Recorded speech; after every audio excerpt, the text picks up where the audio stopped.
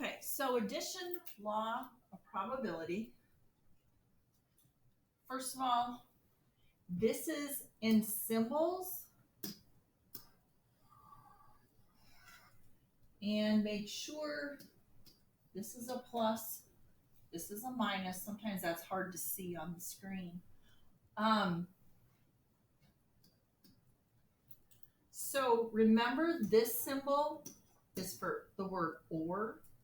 This is union, where we put them both together. We add them together. This symbol, it means and or intersect.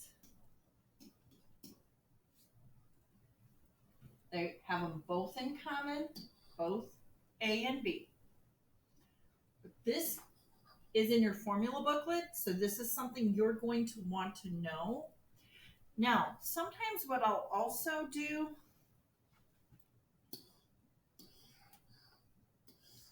this is kind of a picture of A or B, where you add all of them in A, add all of them in B, but then you take out the extra. It's like you don't need to count this twice. You're only going to count it once. So that's important to kind of understand that. All right. So one thing I'm going to really encourage you, when you see a problem like this, look to your formula booklet and write out the formula. What is this formula? A union B equals probability of A plus probability of B minus probability of A and B. So write the formula out, because just by writing the formula out and plugging the values in, you're going to get a point for that. So what does A or B? This is 0.7. Probability of A is 0.6. We are looking for the probability of B, so I'm just going to leave that. That's my variable. Minus the intersection, which is 3 cents. Now we just solve for probability of B. So I'm going to add together, or subtract actually, combine like terms, then subtract 3/10 from both sides. This is telling me the probability of B is 4/10. Okay, so in this formula is if there is an overlap. If there's an overlap here, we have to subtract off the overlap.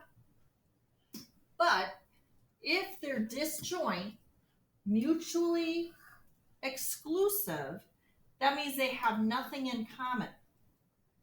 And so notice, and this is hard to read, notice this formula, if they're mutually exclusive, means we literally just add A and B together.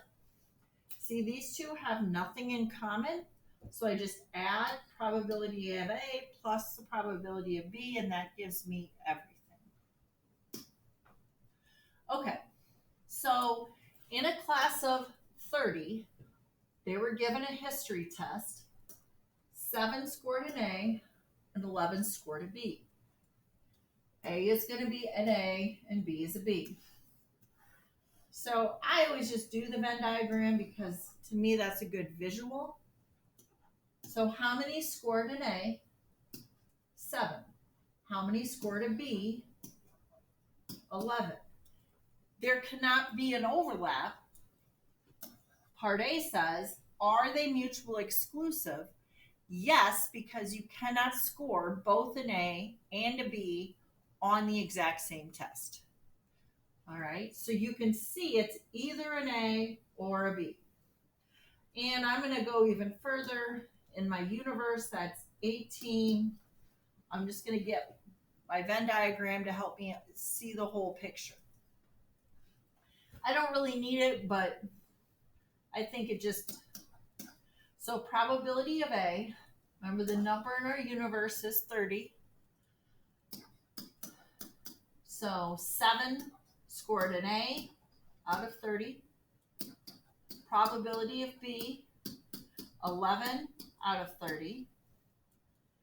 Probability of A intersect B, or both A and B, that's 0. They have nothing in common because they can't, and because this is 0, the probability of A or B, I just take 7 plus 11, which is 18 out of 30. Oops. Oh, we can go like that. Divide by 6, 3/5. And that one's done.